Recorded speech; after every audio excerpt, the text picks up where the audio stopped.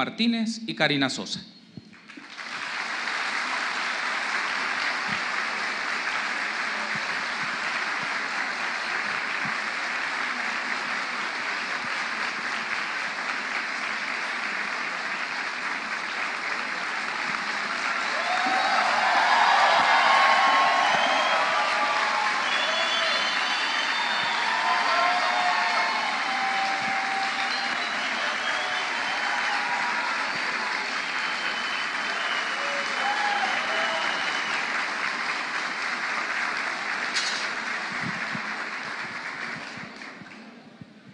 Para inaugurar este evento tendremos las palabras de bienvenida de Andreu Oliva, rector de la UCA.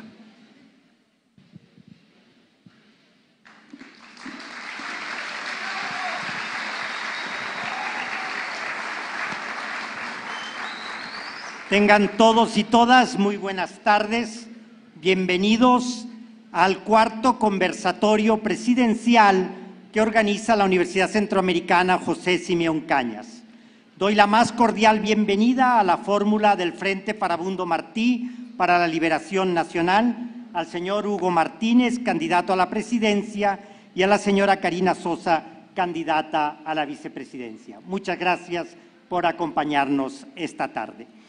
Agradezco que hayan aceptado formar parte de este importante esfuerzo académico que busca tener mayor información sobre los ejes estratégicos del plan de gobierno de cada fórmula y sus posiciones sobre 5 áreas temáticas que nos parecen de primera importancia para los próximos 5 años: fortalecimiento institucional, educación, economía, seguridad y medio ambiente.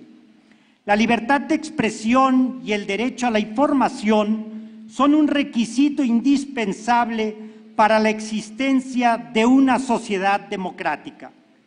La misma Corte Interamericana de Derechos Humanos ha sostenido que en los procesos electorales ambos derechos cobran una particular relevancia y están íntimamente relacionados, ya que para que los ciudadanos puedan tomar decisiones de forma libre y racional, es necesario que cuenten con la mayor cantidad de información posible sobre los candidatos, sus propuestas y el contexto político en general.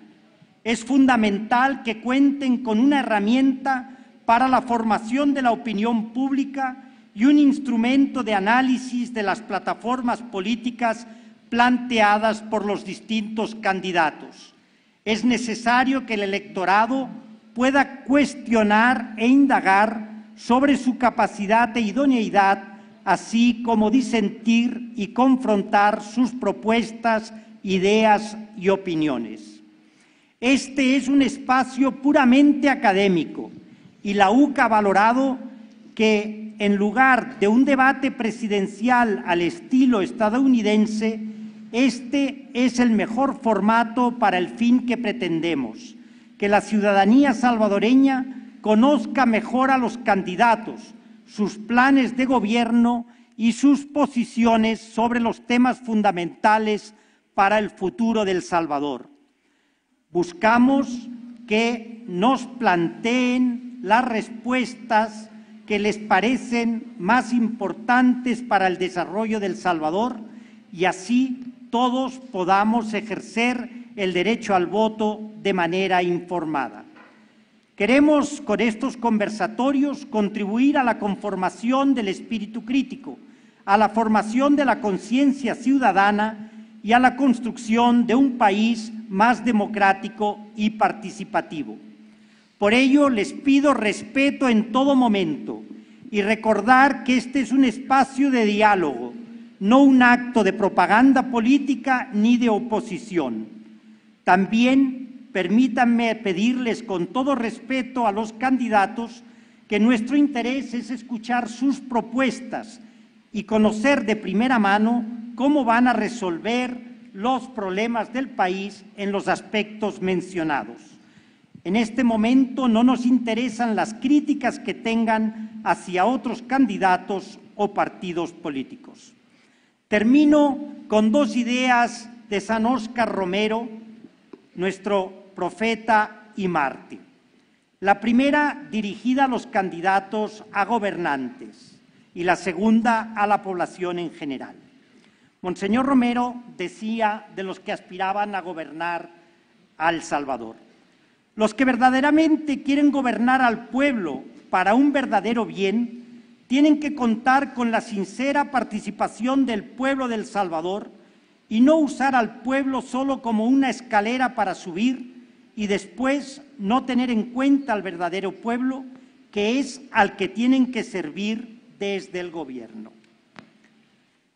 Para todos nosotros y aquellos que están trabajando en política, todo salvadoreño que esté interesado en política tiene que mirar la amplitud del reino de Dios.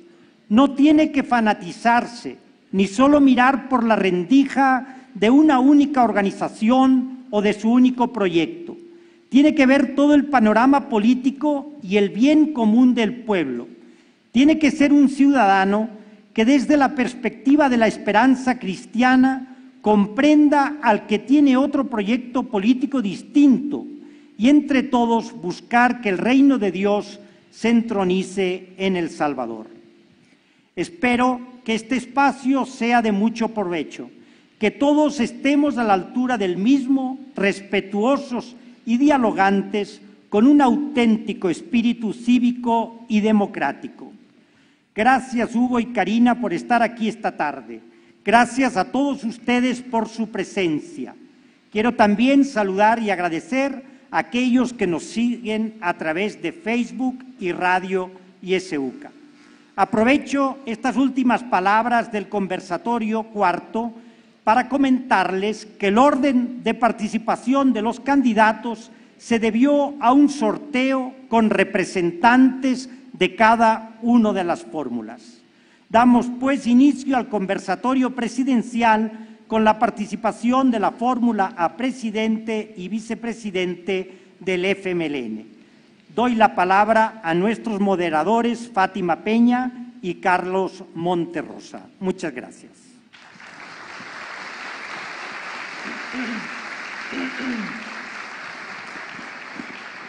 Los conversatorios presidenciales de la UCA son eventos estrictamente académicos y estarán divididos en varios momentos. En una primera parte, la fórmula presidencial tendrá 10 minutos para exponer las líneas estratégicas de su plan de gobierno. Después de esta exposición, académicos de la UCA les formularán preguntas sobre 5 temas estratégicos de país: fortalecimiento institucional, educación, seguridad, medio ambiente y economía. Este diálogo tendrá una duración total de 50 minutos. Finalmente, los moderadores leeremos parte de las preguntas que el público ha formulado en las boletas que se les han entregado en la entrada del auditorio. Pueden entregar sus preguntas a los jóvenes de protocolo que se encuentran en los laterales. Antes de dar la palabra a los candidatos, pedimos a todos acatar las siguientes disposiciones. No se permitirá que alguien del público interrumpa a los miembros de la fórmula presidencial o a los panelistas. No se permitirá ninguna expresión proselitista, incluyendo desplegar banners, afiches o banderas partidarias. Les pedimos no hacer bullas o abucheos en el desarrollo del foro. Es una actividad académica y, por lo tanto, se les pide el máximo respeto a candidatos, panelistas y moderadores. Les pedimos, por favor, poner su celular en modo vibrador o en silencio para no afectar el desarrollo del conversatorio. Haré la presentación de los candidatos, breve biografía, pero luego Fátima hará la presentación de los panelistas.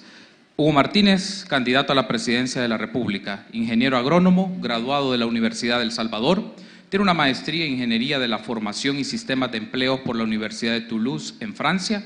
Fue diputado propietario del FMLN en los periodos 2003-2006 y 2006-2009. Luego fue designado como ministro de Relaciones Exteriores de 2009 a 2014. En 2013 fue nombrado secretario general del SICA y en 2014 asumió nuevamente la Cancillería salvadoreña hasta mayo de 2018. Biografía de Karina Sosa, candidata a la vicepresidencia de la República. Licenciada en Ciencias Jurídicas por la Universidad de El Salvador. Ha sido diputada suplente en las legislaturas 2003-2006 y 2009-2012. Desde el año 2012 hasta la actualidad ha ejercido como diputada propietaria del FMLN por el Departamento de San Salvador. Ha trabajado como presidenta de la Comisión de Relaciones Exteriores de la Asamblea Legislativa. Por parte de la UCA nos acompañarán Álvaro Artiga, catedrático del Departamento de Sociología y Ciencias Políticas de la UCA. Mauricio Trejo, director de Gestión Curricular de la UCA. Manuel Escalante, asesor del director del Instituto de Derechos Humanos de la UCA. Sandra Gutiérrez, catedrática del Departamento de Organización del Espacio. Y Zaira Barrera, catedrática del Departamento de Economía. En este momento le pedimos a la fórmula presidencial del FMLN para que exponga las líneas estratégicas de su plan de gobierno. Disponen de 10 minutos, distribuidos en 5 minutos para Hugo Martínez y 5 minutos para Karina Sosa. 5 minutos para Hugo Martínez. Muy buenas tardes. Muchas gracias, señor rector y todo su equipo de trabajo, también a los panelistas, a los moderadores, pero sobre todo a ustedes que han venido a presenciar esta exposición que haremos. Muchísimas gracias. Quiero pedirles, porque no puedo dejar pasar el hecho histórico que se conmemora mañana, quiero pedirles un aplauso en homenaje a Elba, a Celina y a los padres jesuitas que fueron asesinados aquí en la UCA.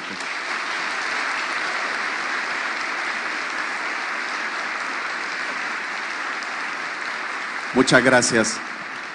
Quiero decirles que nosotros vamos a presentar nuestro programa de gobierno la próxima semana.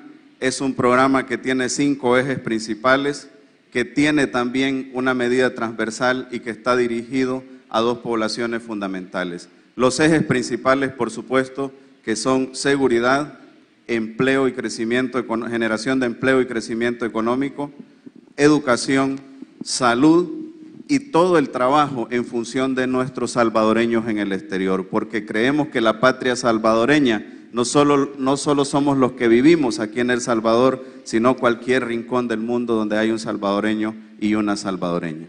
Un eje transversal de trabajo que llevaremos a cabo es la lucha contra la corrupción, sin tregua, con medidas concretas, pidiendo la imprescriptibilidad de los delitos de corrupción, pidiendo también sanciones más ejemplares para las personas involucradas en actos de corrupción y también pidiendo una aplicación más efectiva de la ley de extinción de dominio para garantizar que quienes se han quedado con dinero del pueblo tengan que devolverlos de la manera que sea. También hay 2 poblaciones fundamentales. Por supuesto, todas las poblaciones serán importantes, pero tendremos un enfoque fundamental en las 2 poblaciones fundamentales en este país, que son, en primer lugar, las mujeres, que representan el 53% de la población, y los jóvenes, que también para mí son el corazón de los cambios en nuestro país. Dicho esto, les comento brevemente, por ejemplo, en seguridad, somos conscientes que se ha hecho un trabajo extraordinario, donde han participado incluso las universidades, la UCA misma ha participado en el Consejo de Seguridad y Convivencia Ciudadana, pero aún no hay los resultados suficientes que la población espera. Por eso un planteamiento concreto que tenemos es el despliegue territorial de todo el Estado en los diferentes puntos del país, anclado eso con los polos de desarrollo. Pero ese despliegue territorial no significa únicamente la presencia de las fuerzas de seguridad, sino que significa la presencia de maestros, maestras, promotores de salud, promotoras, extensionistas agrícolas, casas de la cultura, y generar esas ventanillas de trabajo en los diferentes territorios para que la población pueda hacer sus trámites y se sienta respaldada. Pero también en generación de empleo y crecimiento económico, ustedes saben, hemos hablado de los polos de desarrollo, cambiando el concepto concebido y centralizado y ejecutado en San Salvador para llevar el concepto a los territorios, aprovechando las potencialidades y descentralizando la educación, descentralizando la inversión, poniendo más recursos, de manera que los jóvenes se puedan formar ahí y puedan, de acuerdo a las potencialidades, tener una formación técnica que les permita contribuir al desarrollo económico del país. Esto está anclado también con una reforma educativa que tiene alrededor de 7 pilares que me permitiré explicar si hay el espacio, en el punto donde abordaremos específicamente la reforma educativa. Y también quiero hablar rápidamente de salud. Sabemos que se ha expandido el trabajo en salud a través de los ECOS, sabemos que se ha gestionado la construcción de nuevos hospitales, pero tenemos que garantizar la entrega de medicinas a tiempo y tenemos también que garantizar un sistema único de salud, un documento único para que la persona pueda revisarse su expediente en cualquier rincón del país y pueda tener atención de salud en cualquier rincón del país. Me refiero rápidamente a nuestros compatriotas en el exterior. Queremos convertir a nuestros consulados en verdaderas defensorías de nuestros compatriotas en el exterior, pero también queremos generar la oportunidad de inversión y desarrollo para aquellos compatriotas que se retiran y decidan regresar al país con incentivos fiscales, con capital semilla, con coaching, con asesoramiento, para que se puedan implementar algunos proyectos de nuestros compatriotas en el exterior aquí en nuestro país. Muchísimas gracias y abordamos más adelante cada uno de los puntos. Gracias, Hugo. 5 minutos para Karina Sosa. Difícil superar tu precisión con el tiempo y el manejo, Hugo. Muchas gracias a todos acá en la universidad por facilitarnos el podernos dirigir a la población salvadoreña, quienes nos acompañan aquí, también un agradecimiento, y también a quienes están pendientes por la radio y por el Facebook Live de los planteamientos que Hugo y su servidora tienen para con el país. En primer lugar, decirles que para nosotros, como funcionarios públicos que hemos estado ejerciendo desde la Cancillería en el caso de Hugo y en el caso mío como diputada en la Asamblea Legislativa, siempre en nuestras iniciativas ha estado al centro la persona, tal y cual lo mandata en la Constitución de la República. Y alrededor de eso es que hemos construido las propuestas que ustedes ahora han escuchado, que Hugo ha perfilado en esos ejes, y vale la pena decir, han sido articulados no entre nosotros, sino que con la gente. Y me encanta lo que estaba planteando el rector en su intervención citando a Monseñor, cuando él hablaba de cómo debemos de tomar los funcionarios o quienes tenemos la posibilidad de conducir el país a la población salvadoreña. Para Hugo y para mí ha sido fundamental en este proceso de construcción de nuestro programa de gobierno la participación de la población, de la ciudadanía. Han estado reunidos con nosotros los diferentes sectores y hemos planteado el compromiso que tenemos de un gobierno mucho más cercano y mucho más abierto. Incluso les hemos pedido gobernar juntos, porque para nosotros la participación de la población es importante. Hablando de polos de desarrollo, a mí se me hace sumamente necesario también enfatizar en las iniciativas que tendremos a favor de las mujeres. Nosotros creemos firmemente que debemos de fortalecer aún más las iniciativas que permitan que las mujeres se puedan empoderar económicamente y que puedan disponer de recursos. Hemos tenido datos acerca de las iniciativas que se han hecho en las diferentes carteras de Estado y del acompañamiento hacia las mujeres, pero creemos que debemos de apostarle más al empoderamiento económico, a trabajar por una igualdad salarial entre hombres y mujeres, a promover iniciativas que permitan una verdadera igualdad tal cual lo mandata la Constitución. Al empoderar a la mujer económicamente, creemos también que estamos rompiéndole las alas a la violencia contra la mujer, pues sabemos que en la mayoría de hogares en nuestro país las mujeres están sometidas a un violentador o a un maltratador justamente porque existe en su mayoría de casos un sometimiento o una dependencia económica de la mujer hacia su agresor. Y con Hugo estamos convencidos que al atender a la mujer, que por cierto somos la mayoría de la población salvadoreña, pero no por ser la mayoría tenemos derechos, sino porque somos personas, creemos que atendiendo de manera más precisa a la mayoría de la población salvadoreña estamos mejorando también condiciones para la familia y para la niñez. Y de los énfasis que hemos puesto también relacionados con la niñez y la juventud, Hugo mencionaba el tema de la educación. Nosotros nos estamos planteando crear en los 262 municipios centros de desarrollo integral que le permitan en primer lugar al niño y a la niña tener una educación y una formación de calidad en los primeros 6 años de vida. Y esto lo estaremos mezclando también con las escuelas de tiempo pleno, que ustedes ya han visto que ha sido una iniciativa importante de gobierno del FMLN. Esto le permitirá al niño y a la niña como sujetos de derecho tener un desarrollo pleno y acorde a sus capacidades, pero también le permitirá a la madre tener de un espacio donde disponer para poder dedicarse a continuar su formación académica o a dedicarse a un empleo, porque en este momento hay muchas mujeres, muchos hogares, pero particularmente hogares liderados por mujeres, que no tienen la posibilidad de continuar con sus estudios, ni mucho menos llegar a acceder a un empleo. Aunque lo pudiesen tener, no tienen quien le cuide a sus hijos, y es importante para ellas garantizar el cuidado de sus hijas e hijos para poder dedicarse a ellas mismas. Y nosotros creemos que hay que apostarle de manera firme a más iniciativas contundentes que le traigan más beneficio a la mujer salvadoreña y a la sociedad. Gracias, Karina.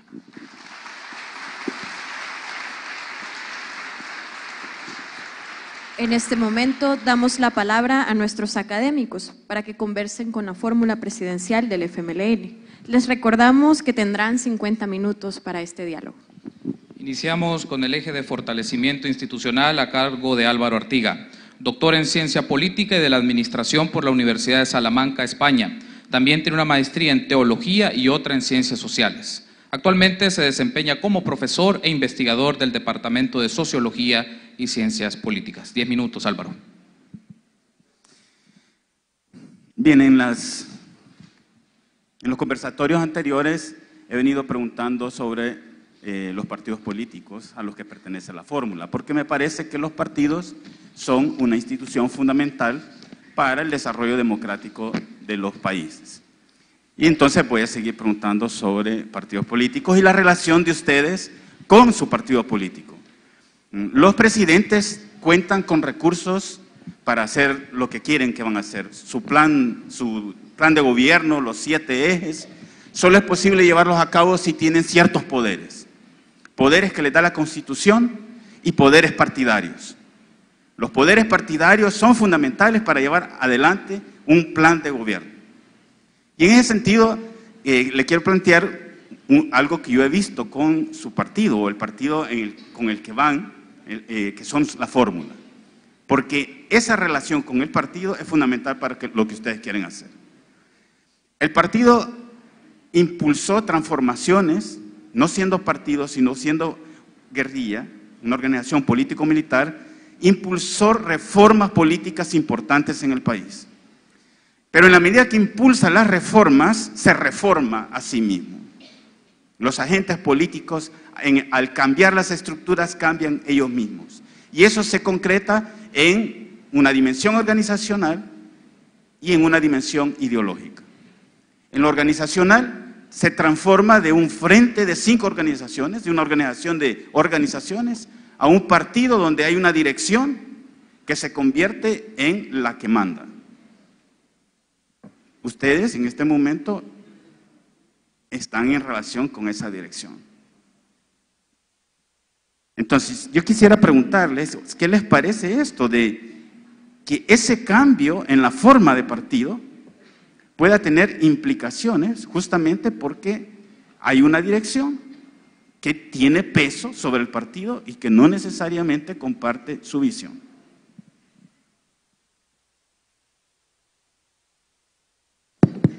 En primer lugar, hay que ubicar esto en un contexto internacional y nacional. Hay una situación de crisis de los sistemas políticos y de los partidos políticos. Ojalá una situación de crisis que genere oportunidad para la renovación de estos sistemas políticos y de los partidos políticos. Lo que ha pasado en otros continentes es que a veces en el marco de esa crisis, por buscar una medicina, la medicina es peor que la enfermedad. Hemos presenciado que se han hecho caer sistemas políticos, pero lo que emerge ha sido peor. Ponemos el caso de Egipto, por ejemplo, donde después de derribar a Mubarak llegaron los hermanos musulmanes al gobierno. Entonces hay que ubicar este contexto porque los partidos, sin perder sus valores y principios, se tienen que adecuar a las nuevas circunstancias que la población está exigiendo. Y los partidos deben ser cada vez más democráticos. Karina y yo fuimos electos o ratificados en elecciones donde participó la militancia. Yo fui electo con el 72% de la votación y Karina fue ratificada con el 95% de la votación de la militancia en 2 actividades diferentes. Entonces, eso significa que debemos avanzar en la democratización, no solo del sistema político en general, sino también de los partidos. Pero, como tú sabes, Álvaro, en la Constitución está claro quiénes toman la decisión en el gobierno, y nosotros, aunque con Karina vamos a ser personas altamente dialogantes, por supuesto que vamos a hablar con el FMLN, pero vamos a hablar con los otros partidos, con los movimientos sociales, con la academia, con las organizaciones, con todos ellos. A eso se refería Karina en esa idea de cogobernar, de consultar, de hablar con la población, y estando claros que, si bien es cierto, llegamos por la vía de un partido que así lo establece nuestro sistema político, también es cierto que tenemos que gobernar para todos los salvadoreños y salvadoreñas. Pero justamente no es la dirección que tenía un candidato preferido. Todos lo vimos cuando le dieron el espaldarazo. Y justamente ustedes ganan contra ese candidato. Luego yo puedo pensar que ustedes no eran la opción. O sea, ustedes entran como alternancia a esa dirección. Esa dirección les puede minar lo que ustedes quieren hacer, ¿o no? Pero así es la democracia, Álvaro. Tú puedes tener tus preferidos. Tú puedes poner a alguien que tú respaldas, pero si la base de una organización, la base de un partido, en este caso, toma una decisión, se debe respetar la decisión de esa base. ¿Y sabes qué? Los mismos estatutos del partido establecen que ya en los próximos meses habrá elección de dirección del partido, y ahí las bases volverán a decidir nuevamente sobre qué tipo de dirección quieren y a quién quieren en la dirección del partido. Bien. Silencio, por favor. Ahora vamos. Silencio, por favor. Ahora vamos a la otra dimensión del cambio, ¿verdad? Del cambio que sufre el partido, que está en el nivel ideológico, en el nivel axiológico, ese nivel de los valores.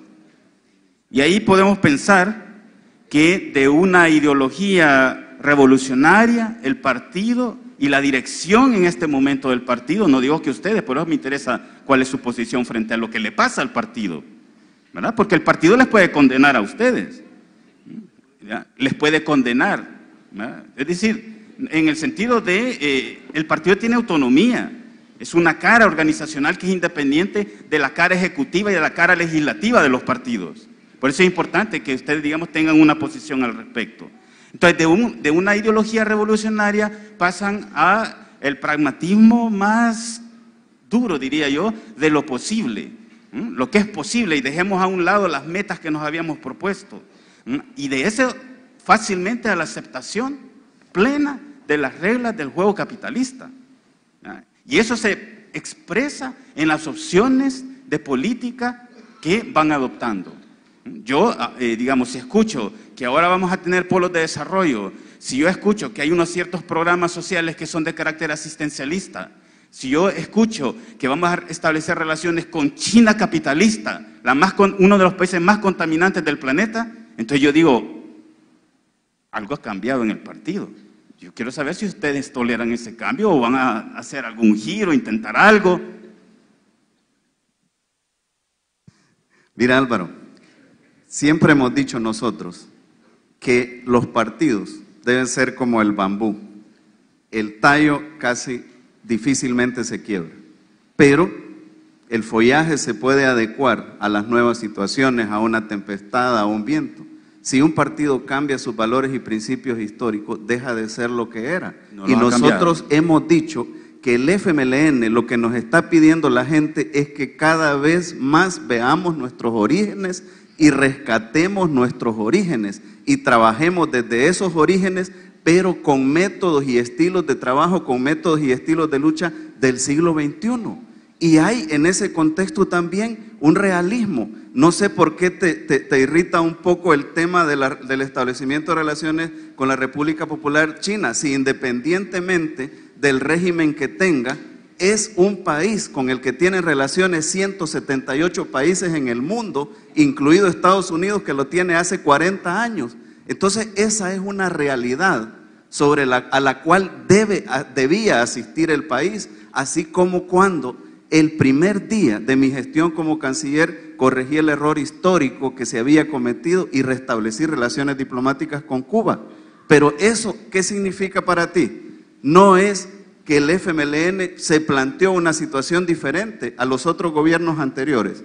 ¿O qué significa para ti que nos planteemos romper con ese determinismo histórico que ha existido, que el que nace pobre debe de morir pobre. Nosotros estamos trabajando para romper ese determinismo histórico y los programas no son asistencialistas, los programas son concebidos como una palanca que le da la oportunidad a la persona de salir de la exclusión, pero no puede haber un asistencialismo ad eternum. Esa persona que sale de la exclusión tiene que dejar el espacio para que le demos apoyo a otras personas que salgan de la exclusión. Y eso es, en esencia, ser revolucionarios sin andar con una narrativa estridente al respecto de lo que estamos haciendo. Bien. Y entonces, ¿por qué? Y entonces, ¿por qué si estamos tan claros de eso, cómo explicamos la baja de 350,000 votos este año? Le voy a robar la palabra a Karina 2 segundos.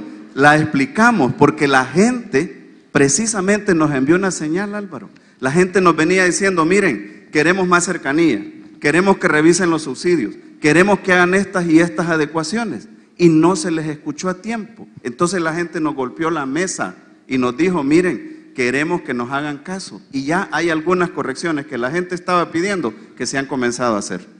Karina. Gracias. Hay algo innegable. Perdón, Karina, el tiempo se nos ha agotado. Perdón, Karina, tenemos que pasar al tema de educación. Un segundo. Es que son 10 minutos y el tiempo ya está ahí designado. Entonces viene el tema de educación. Lo lamento, son las reglas establecidas que se dijeron desde el principio. Por favor, por favor, por favor, son las reglas establecidas. Les pedimos respeto. Las reglas ya se mencionaron, se tienen que respetar. Por favor, por favor, por favor, por favor. Nos ha ido bien en los conversatorios y esperamos que así sea en este. Por favor. Bien, vamos a continuar con el eje de educación a cargo de Mauricio Trejo, quien es educador, licenciado en psicología y con maestría en política educativa. Ambos títulos de la Universidad Centroamericana José Simeón Cañas. Mauricio tiene experiencia en diseño de currículo en educación superior, en procesos de evaluación educativa e institucional y en formación de docentes para todos los niveles educativos. Actualmente es director de gestión curricular de la UCA. Adelante, Mauricio. Buenas noches. Karina, para que tome la palabra.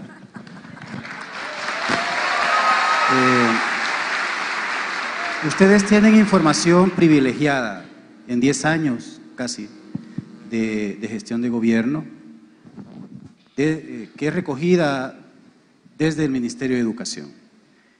Y sí puedo decir que encontré información sobre los 7 ejes de los que ha hablado, que mencionaba Hugo. Ahora, están hablando de una reforma educativa que plantean hacer en 5 años. Se hizo incluso una reforma de currículo en 2008 a lo escondido, solo dejaron ir los planes nuevos de estudio, que todavía no se ha logrado en 10 años instalar en la escuela. ¿Sí? ¿Qué es lo que ustedes van a priorizar para reformar el sistema educativo del país? ¿Cuáles son los problemas? 3 problemas. 3. Que ustedes consideran que hay que reformar en la educación de El Salvador para que lleguemos a un desarrollo para todo el mundo. Nosotros creemos que es sumamente importante apostarle a la educación desde bien pequeños y por eso uno de los énfasis que hemos puesto y hacemos un reconocimiento a los esfuerzos que se han hecho desde este gobierno del FMLN en apostarle a la educación inicial. Sin embargo, creemos que 33,000 niñas y niños no es suficiente. Nosotros creemos firmemente que hay que extender la educación inicial a todo el país porque estamos sumamente convencidos que es justamente en los primeros años en donde se forma la personalidad del niño y la niña y se generan las mejores condiciones para el resto del aprendizaje académico que pueda tener. Y sí estamos contemplando al niño y a la niña como sujetos de derecho. Nosotros creemos que un país que no le apuesta a la educación no le apuesta a nada. Y por eso es que estamos enfatizando en la educación inicial. También estamos hablando desde el principio, desde que salimos como candidatos, estamos haciendo el planteamiento porque nuestra experiencia nos lo permite darnos cuenta que es vital apostarle a un segundo idioma. Nosotros creemos que desde el primer grado debe apostársele al segundo idioma en las escuelas públicas. Y cuando hablamos de polos de desarrollo, no únicamente hablamos de generación de oportunidades o el fortalecimiento al emprendedurismo, sino también estamos hablando justamente de estos énfasis en educación. Y por supuesto que se traslapan con el enfoque que tenemos de polos de desarrollo. También estamos hablando de la importancia de diversificar más los bachilleratos técnicos, de una modalidad también flexible y a través del internet, de una formación de 6 meses extra que puedan tener las y los jóvenes después de terminar cualquier bachillerato. Además, estamos hablando de una apuesta importante de facilitar más el acercamiento de la educación superior a las jóvenes y a los jóvenes en el territorio salvadoreño. Reconocemos la gratuidad en la educación, en la educación superior. Reconocemos la educación en la universidad en línea, que facilita 8 carreras, pero hemos visto cómo hay dificultades en los territorios de aquellos jóvenes que por recursos no pueden llegar hasta la universidad, y por eso es que nuestra apuesta es acercar aún más la universidad. Pero todo esto no está lejano de asistir y atender y darle cumplimiento a los derechos de quien está formando académicamente a las niñas y los niños, que son los docentes. Pero ¿cuáles son, perdón Karina, cuáles son los problemas que ustedes han identificado? Porque me está planteando programas que ya están ustedes proponiendo. ¿Cuáles son los problemas que han identificado? Nosotros creemos que hay que apostarle mucho más a la educación. Sí. Y vemos cómo ha subido un presupuesto que era de 600 millones, ahora 900 millones en educación. Y nosotros queremos extenderlo más, porque en la medida que el joven, la joven, el niño, la niña tiene menos alternativas de formación, más difícil le es desenvolverse como persona en la sociedad y más complejo es el hecho de poder superarse. Entonces, si nosotros vamos cortando las brechas en educación, estamos facilitando más y mejores oportunidades de vida al niño y a la niña. Le estaremos apostando al presente, que son ellos, para garantizar el futuro de ellos, el futuro de nuestra sociedad y el futuro del país. Y ahí estamos reduciendo esa deficiencia de oportunidades que existe para las y los jóvenes. ¿Cuál es el problema identificado como para proponer universalizar la formación en inglés? Porque en palabras de Hugo, lo que se busca es que hablen perfectamente inglés, ¿verdad? Entonces, ¿cuál es el problema identificado para decir, no, es que todos los niños, adolescentes, jóvenes en El Salvador tienen que hablar inglés? ¿A qué se debe la propuesta? Bueno, lo que sucede es que la pregunta es, ¿tienen igual oportunidades un niño que se forma en el norte de Morazán con un niño que se forma en una escuela bilingüe aquí? No. ¿Por qué? Porque no tienen el acceso a ese nivel educativo, y el idioma inglés ahora mismo es el idioma que se ocupa para las negociaciones internacionales, para oportunidades de trabajo, para las oportunidades de turismo que vamos a abrir con los polos de desarrollo. Entonces no es estrictamente un problema, pero es un desafío que tenemos de poner a nuestros niños y jóvenes al nivel que están muchos niños y jóvenes en varios países del mundo.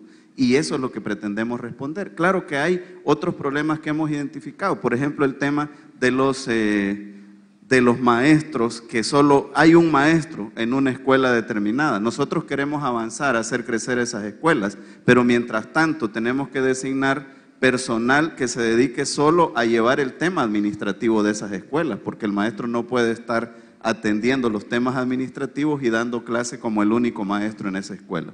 Pero te quisiera mencionar rápidamente los 7 pilares de la reforma, que es un proceso de consulta también y de elaboración con la población y con ustedes, con la academia.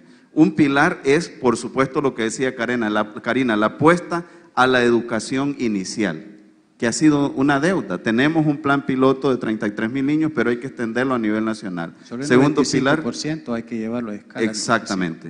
El idioma inglés, que ya lo dijimos, pero hay que descentralizar la educación. Ustedes han tenido programas exitosos con el Ministerio de Educación, por ejemplo, la formación de docentes allá en Morazán, con un programa semipresencial que tenían para formar docentes allá en Morazán. Tienen, exactamente. Entonces, que también podemos formar de esa misma manera, no solo docentes, sino técnicos en turismo, técnicos en agroindustria, técnicos en logística, etcétera. Está todo el tema de los valores que se debe de trabajar fuertemente en unidad con la familia, las escuelas y con otras instituciones, pero también está el tema de los incentivos y la formación al sector docente, sin descuidar que la ciencia y tecnología y las nuevas tecnologías de la información y las comunicaciones son una herramienta fundamental en la enseñanza de hoy del siglo XXI. Ahora, volvemos, por ejemplo, al idioma inglés. ¿Cuán factible es eso? Y eso, por ejemplo, también, uno de los ejes que tienen es el de la flexibilización de la educación superior. Lo del inglés, primero implica una reforma curricular. Segundo, los profesores no pueden dar clases si no son de la especialidad en el nivel, ¿verdad? Eso es de ley de educación superior, de la carrera docente. ¿Cuándo se va a formular los planes de formación para estos maestros? ¿Cuándo van a salir estos maestros graduados? ¿Cuántos maestros se necesitan para formar casi 600,000 estudiantes? ¿Cuándo van a salir? ¿Lo van a lograr hacer ustedes en los 5 años que faltan? O sea, es que si lo pensamos, ¿qué es lo que plantean? Si lo pensamos en términos de las formas tradicionales de trabajar, difícilmente lo vamos a sacar. Pero nosotros estamos planteando con Karina eliminar todas esas trabas burocráticas. Incluso ustedes, las universidades, tienen a veces dificultades para la aprobación de nuevos planes de estudio. Y eso tiene que agilizarse y tienen que hacerse algunas reformas, efectivamente. ¿Y cuentan con una asamblea que les va a dar los votos para cambiar la ley de educación superior y de la carrera docente? Pues si es en función del país, yo no creo que alguien se oponga, por ejemplo, a que los niños y niñas y los jóvenes tengan acceso a un segundo idioma para ser más competitivos a nivel nacional y a nivel internacional. Un montón de textos, un montón de información está en el idioma inglés también. Entonces no veo por qué alguien se tenga que oponer en la Asamblea Legislativa para que reformemos la ley, si es necesaria reformarla, para universalizar el idioma inglés en todas las escuelas públicas del país. Pero además debo agregar de que hemos sido gobierno y no hemos tenido la mayoría en la Asamblea Legislativa.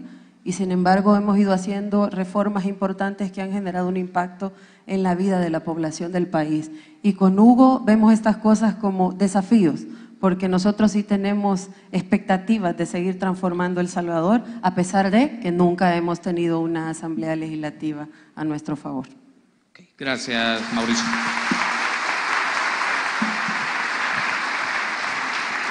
Eje de seguridad, a cargo de Manuel Escalante, licenciado en Ciencias Jurídicas por la Universidad Centroamericana José Simeón Cañas UCA, doctor en Derecho Constitucional por la Universidad de Sevilla, España. Actualmente se desempeña como asesor del director del Instituto de Derechos Humanos de la UCA y es miembro del Consejo Nacional de Seguridad Ciudadana y Convivencia. 10 minutos, Manuel.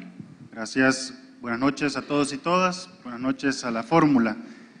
Como lo he dicho en los conversatorios anteriores, pues yo sí dirijo mis preguntas directamente al candidato a la presidencia por motivos constitucionales, ¿no? Puesto que el alto mando de la policía y del ejército recae en esta figura de acuerdo a nuestra Constitución. Bien, pues bueno, he visto que en su programa Por un País Mejor, ¿no?, se habla de impulsar el plan El Salvador Seguro, ¿no? Un plan que para nosotros en el IDUCA pues tiene un enfoque de derechos humanos y que habla también del fortalecimiento institucional.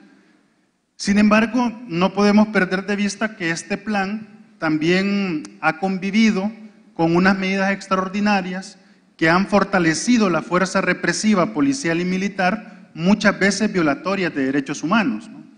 Entonces, tomando en cuenta esas dos premisas, quisiera preguntarle cómo puede interpretarse lo siguiente, que se encuentra en la página 125 de su programa. Dice textualmente, que la Fuerza Armada apoye el esfuerzo de seguridad pública para la derrota del crimen organizado y la delincuencia, ampliando el espectro legal que proteja a quienes desarrollan estas labores. La pregunta es, ¿de qué tipo de derrota estamos hablando?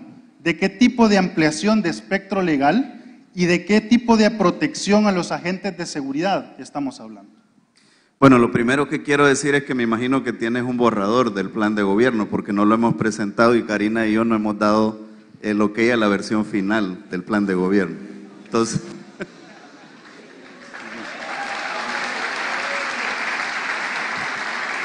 pero me quisiera referir al hecho de las medidas extraordinarias. Por supuesto que se tiene que hacer una evaluación, una revisión, y las medidas que riñen con los derechos humanos o que no están siendo funcionales, hay que eliminarlas y hay que entrarle a esa visión basada en derechos que siempre hemos tenido en la seguridad. Y ustedes han participado como otras universidades en el Consejo Nacional de Seguridad y Convivencia Ciudadana, y creo que es importante el aporte que han dado. Pero no podemos perder de vista que la población pide un paso más y no necesariamente lo está pidiendo en la represión.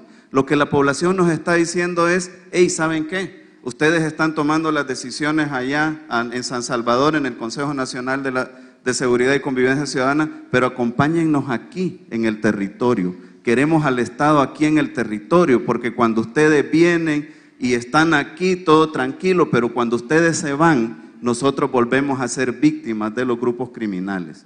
Entonces, por eso hemos planteado el despliegue territorial del Estado, que no significa bajo ninguna circunstancia un aparato de seguridad, significa todo el Estado. Significa todo el Estado en todas sus expresiones en el territorio, haciendo el 1-2 también con el tema de los polos de desarrollo. Y queremos nosotros con Karina romper ese estigma al que están expuestos los jóvenes solo por el hecho de ser jóvenes. Nosotros venimos de una época donde se nos estigmatizaba solo por ser universitarios. Y no podemos permitir que se estigmatice a los jóvenes.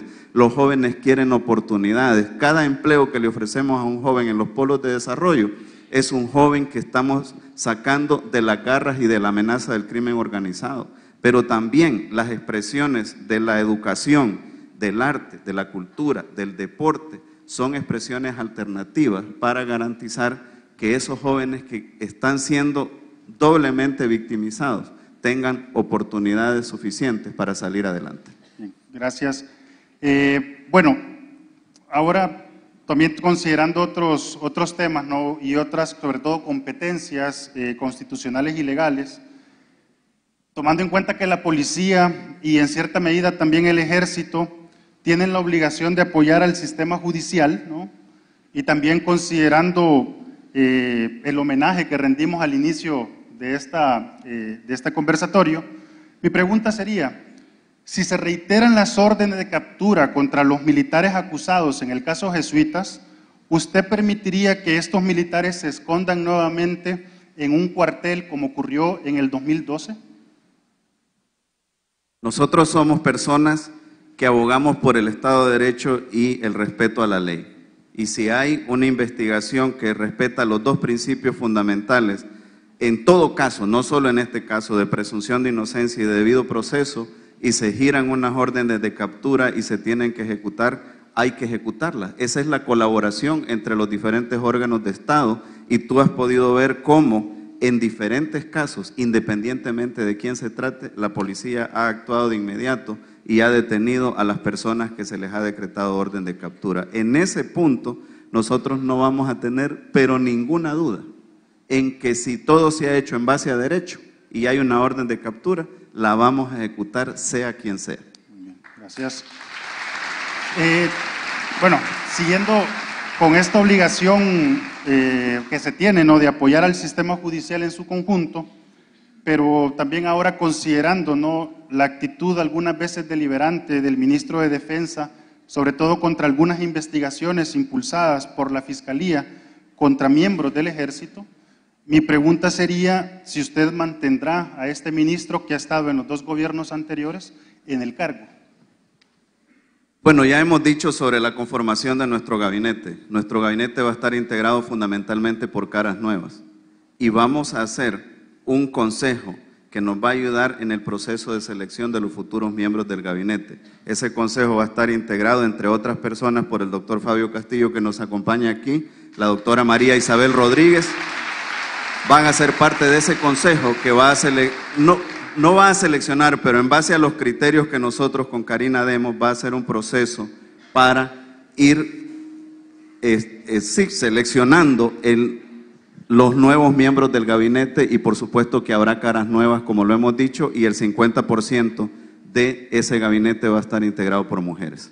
Gracias.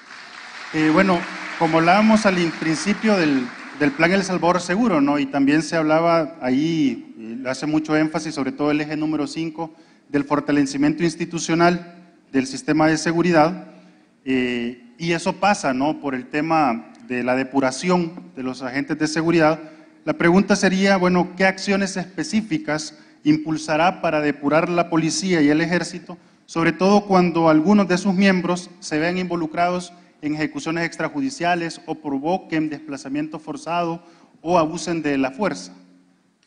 Pues yo tuve la experiencia que conformamos junto con la Unión Europea, con OEA, con la Procuraduría para la Defensa de los Derechos Humanos, el Ministerio de Defensa, el Ministerio de Justicia, una coordinación interinstitucional precisamente para vigilar. Nosotros como Cancillería coordinábamos ese equipo precisamente para vigilar, detectar posibles violaciones a los derechos humanos y llevar a esas personas responsables a la justicia. Ahí estaba la Fiscalía también, y ese es un mecanismo que debe de seguir existiendo. Hay que fortalecer también la Inspectoría de Seguridad, y no podemos permitir, fíjense bien, que una o dos o tres personas manchen la imagen de la policía, por ejemplo. La policía es una institución que surgió con una doctrina enfocada en los derechos humanos, y no podemos permitir que algunas personas distorsionen esa esencia de la policía, y por eso vamos a ser firmes en la lucha contra aquellos agentes, aquellos malos agentes que participen en actividades fuera de la ley. Gracias. Bueno, y una última pregunta por el tema del tiempo, ¿no?, algo muy puntual. Tomando en cuenta los hechos recientes, tanto a nivel regional como nacional, y particularmente Nicaragua y Santa Tecla, ¿de qué manera actuaría usted para atender una protesta social? Es decir, ¿está de acuerdo con la forma en cómo los agentes de autoridad en protestas de nicaragüenses o en protestas en Santa Tecla lo han tratado? Bueno, Karina y yo somos unas personas de diálogo y siempre privilegiamos el diálogo para la solución de cualquier problema. Hay en ese Consejo Interinstitucional que les mencionaba, se aprobó un manual del uso de la fuerza que rige, por ejemplo, cómo debe operar la policía en el caso de un operativo, en el caso de una manifestación, etcétera. Y eso es lo que se debe de afianzar. Por un lado, garantizar el derecho a la libre expresión de las personas, pero por otro lado, el derecho a la libre circulación de las otras personas. Y hay mecanismos de negociación que se pueden agotar, se puede involucrar a la Procuraduría para la Defensa de los Derechos Humanos, a otras instituciones, al IDUCA si así lo desea, de manera que el uso de la fuerza sea el último recurso. Tenemos que agotar todos los otros recursos previamente, porque aquí aprendimos que el diálogo es el único que nos va a permitir no regresar al pasado del conflicto que tuvimos. Gracias.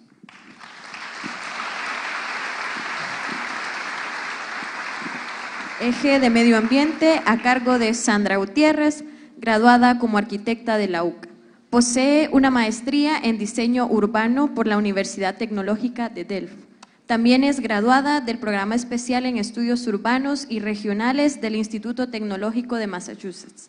Estudió políticas públicas en la Kennedy School of Governance de la Universidad de Harvard, y entre 2016 y 2017 fungió como coordinadora de la Unidad Gestora del Recurso Hídrico en el Ministerio de Medio Ambiente y Recursos Naturales. Muchas gracias. Buenas noches a todos y todas que nos acompañan, a mis colegas y especialmente a Karina y a Hugo. Cuando los escuchaba al inicio hablar sobre los diferentes temas que están trabajando en este plan de gobierno en proceso, mencionaron seguridad, empleo, salud, educación, salvadoreños en el exterior y un eje transversal más dedicado al tema de corrupción. ¿Será que habrá algún espacio por ahí también para el medio ambiente? Y si hay, tal vez decirlo con un poco más de fuerza y pues cuáles serían esos lineamientos fundamentales, cuáles son las apuestas principales en el eje de medio ambiente que ustedes están trabajando o van a proponer, ¿no?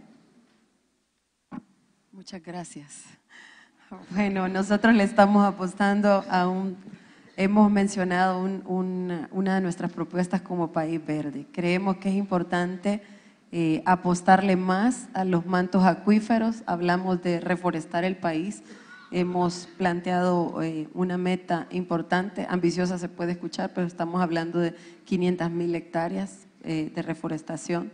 Queremos también limpiar los ríos, apostarle a una campaña de sensibilización, pero no a cualquier campaña, sino involucrar también a la academia y a los estudiantes para permitir darle un mejor resultado a esta campaña, porque estamos convencidos que podemos establecer líneas o ejes estratégicos, pero si no hay sensibilidad entre cada uno de los que habitamos El Salvador, difícilmente pueda tener un resultado importante un eje como este.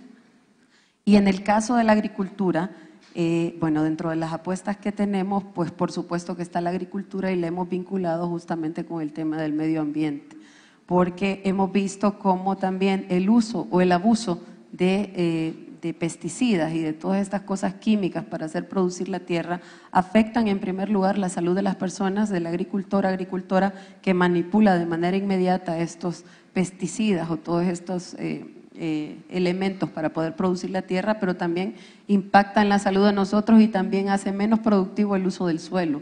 En la medida que más se utiliza, vamos restándole vida productiva al suelo y nosotros creemos que hay que apostarle a la agricultura, por ejemplo, en el tema de incursionar más en el uso de orgánicos. Es una de las apuestas importantes que tenemos en los ejes de polo de desarrollo dirigido específicamente al sector agricultor. Sí le vemos un estrecho vínculo al medio ambiente con la agricultura y es una de las apuestas importantes que tenemos.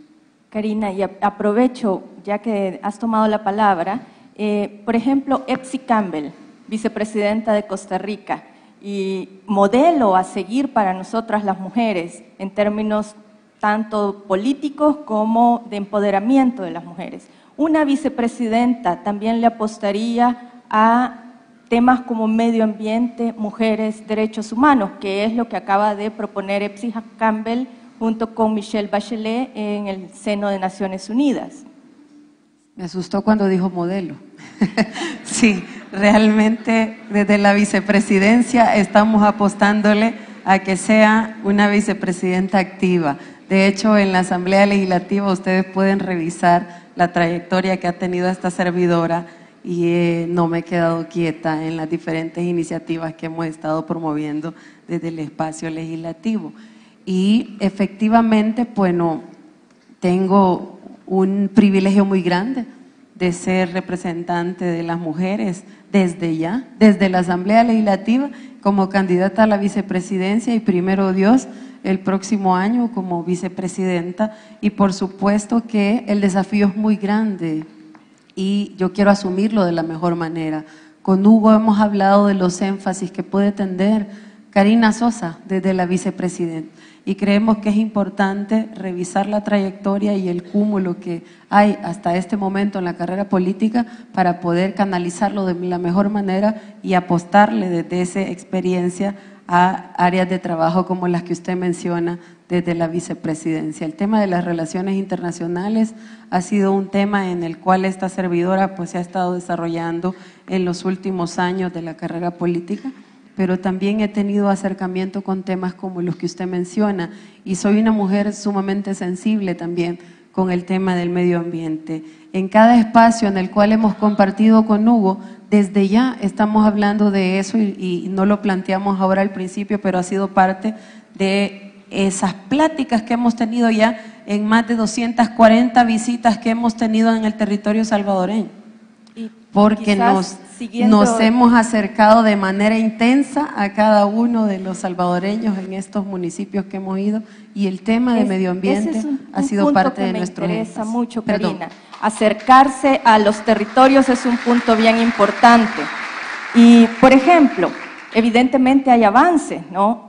Ustedes ahora cuentan con muchos mejores sistemas de información, Por ejemplo, tenemos el sistema de información hídrica, tenemos un inventario nacional de bosques. La agenda ambiental de El Salvador es una agenda fuertemente vinculada a temáticas de carácter global. Hablamos del Acuerdo de París, de los ODS. El Salvador, de hecho, ha impulsado en el seno de Naciones Unidas la década de las Naciones Unidas para la restauración de ecosistemas. Es decir, tenemos avances. Avances que se plantean, por un lado, en términos de información, por otro lado, en términos de vinculación a la agenda global. Ahora bien, ¿cómo hacemos para aquellos avances impulsar en los territorios temas que siguen siendo críticos, como acceso a agua y saneamiento, como manejo adecuado de desechos sólidos, transporte sostenible, que pueden ser manejados desde los territorios, que pueden ser evidentemente apreciados y cuidados mejor desde los territorios? ¿Cómo harían ustedes para poder vincular estas temáticas grandes con los temas más territoriales? Para nosotros la participación de la gente es clave, y en este caminar que ya llevamos bastante recorrido, hemos visto cómo hay experiencias importantes que cuentan desde lo local. Todos pueden haber visitado, por ejemplo, Chalatenango, y el nivel de defensa que han hecho las organizaciones y la población sobre el río Tamulasco es muy importante. Es una participación muy activa, dinámica, y usted ve ese río precioso, en el cual para su cuidado se ha involucrado la comunidad y las organizaciones. No necesariamente ha venido desde el Estado. Sin embargo, ahora Hugo y yo estamos planteando que esa participación de las comunidades, de la población, de la ciudadanía, esté estrechamente vinculada con nosotros.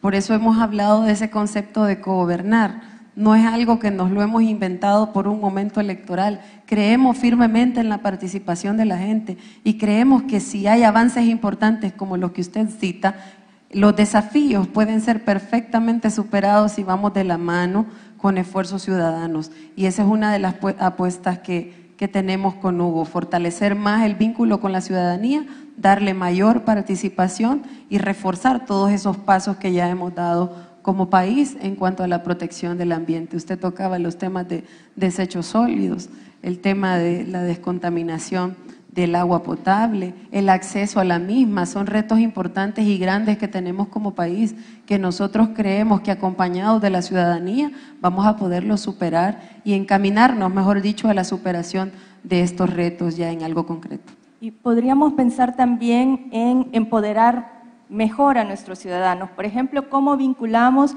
el acceso a la información ambiental de un observatorio ambiental bastante fortalecido en el Ministerio de Medio Ambiente, pero que esa información la tenga el ciudadano de todos los días para resolver localmente sus problemas. O, por ejemplo, cómo hacemos que para un agricultor la década de la restauración, que es un proyecto de país, tenga evidentes vinculaciones con su día a día. ¿Eso podría entrar a formar parte también del trabajo que ustedes harían?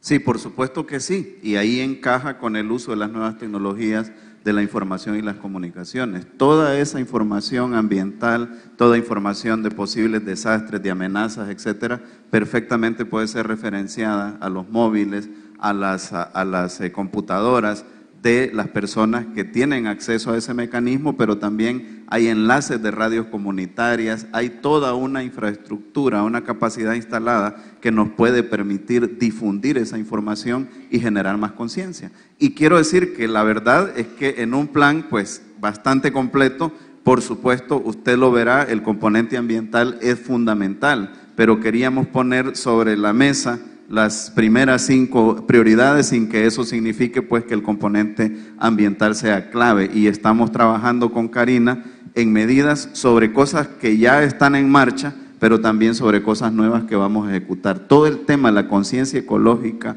de la educación de las nuevas generaciones, de no permitir que la basura siga circulando en nuestras ciudades, en nuestras playas, es una apuesta fundamental que tenemos con Karina también. Gracias. Sí, gracias, Sandra. Eje de Economía, a cargo de Zaira Barrera, maestra en Economía Política por la Universidad Nacional Autónoma de México y licenciada en Economía por la UCA. Fue distinguida como economista investigadora en 2017 por el Colegio de Profesionales en Ciencias Económicas de El Salvador, Colproce. Actualmente se desempeña como docente e investigadora del Departamento de Economía de la UCA. 10 minutos, Zaira. Gracias. Buenas noches a todas las personas que nos acompañan, que nos sintonizan. Buenas noches, Hugo, Karina y a todas las personas que están de panelistas. Yo quiero comenzar esta intervención recordando a una economista y revolucionaria, Rosa Luxemburgo, que en su ensayo Reforma o Revolución plantea que el reformismo no es un camino diferente para llegar al socialismo, es un camino a otro lado. Y lo traigo a colación porque el proceder del partido en el gobierno hace pensar que el pragmatismo al que le ve obligada la estructura política y las posibilidades nos están llevando a un rumbo que no necesariamente sabemos cuál es. Pongo un ejemplo. Se propone política industrial, pero se persiste en el esquema de liberalización comercial que veníamos arrastrando de la inercia neoliberal.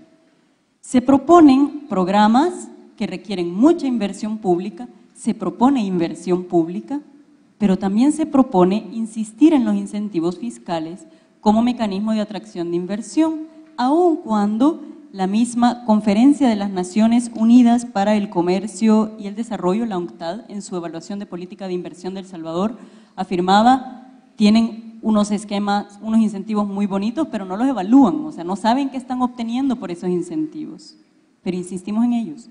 Y CEFI señala, estos incentivos fiscales no necesariamente funcionan e introducen desigualdades tributarias entre pequeñas y grandes empresas y además empeoran la regresividad. Entonces yo quiero que ustedes me comenten cómo en sus medidas económicas van a compatibilizar la existencia y la profundización de incentivos fiscales con una fiscalidad más humana, más progresiva. Bueno, lo primero que hay que decir que cualquiera que nos venga a plantear que vamos a realizar todos los cambios estructurales de la noche a la mañana, nos está mintiendo. Todos los procesos sociales, económicos, etcétera, son esos procesos y se tiene que ir paso a paso. No podemos construir el techo sin antes construir las bases y por eso es fundamental y un desafío que tienen los partidos progresistas de izquierda y de izquierda en nuestro continente y en el mundo es, bueno, ¿qué vamos a hacer? Vamos a corregir los renglones torcidos que son muchos del modelo neoliberal, todas las atrofias que se hicieron durante muchos años y nos vamos a dedicar solo a eso o vamos a ir a la par ejecutando un programa de gobierno histórico, un programa basado en nuestros principios y valores. Yo considero que se tienen que hacer las dos cosas y además tenemos un tercer desafío que es adaptarnos a los nuevos métodos de lucha y de trabajo que se tienen que llevar a cabo en estos tiempos. Entonces tenemos que combinar todo eso y, por ejemplo, nosotros no podemos perder de vista que ese modelo que se nos vendió del crecimiento económico y la teoría del rebalse nunca funcionó, pero tampoco podemos perder de vista que un modelo enfocado solo en lo social no va a tener los recursos que se necesitan y que se deben generar desde el crecimiento económico, desde la generación de empleo. No podemos decir tampoco que los incentivos en general son malos per se. Lo que pasa es que los incentivos, voy a poner la otra cara de la moneda, en un momento pueden ser como los subsidios también. Si nosotros vemos los subsidios como una medida asistencialista ad eternum, la gente se acomoda. Y si nosotros vemos los incentivos como algo a la ligera, pues algunas empresas van buscando la forma de jugar la vuelta para no cumplir los compromisos y para ser beneficiarias de los incentivos. Entonces nosotros vamos a ser muy rigurosos en estudiar si realmente hay una correspondencia de esos incentivos con los resultados que queremos y ahí suscribo totalmente lo que dice Naciones Unidas. Tenemos que valorar bien qué tipo de incentivos, cuándo, dónde y por qué y qué es lo que vamos a tener a cambio. No podemos hacer una aplicación ortodoxa, por eso dicen que le preguntaron a alguien qué es el veneno. Es todo aquello que tomas en exceso, ¿no? Entonces, si nosotros hacemos una política totalmente volcada a los incentivos, sin evaluar y sin nada, seguramente vamos a tener esas distorsiones. Sí, y lo pregunto también porque dentro de las áreas económicas en las que ustedes tienen apuestas está el área del turismo. Hay una ley del turismo que ofrece incentivos fiscales para el turismo y como usted dice, hay la tentación de hacer esos incentivos durar más tiempo. De hecho, en 2005 se aprobó la ley, en 2010 se prorrogaron 5 años, en 2015 se volvieron a prorrogar 5 años y dentro del periodo presidencial que les correspondería, caso que logren la victoria, tocaría volver por lo mismo.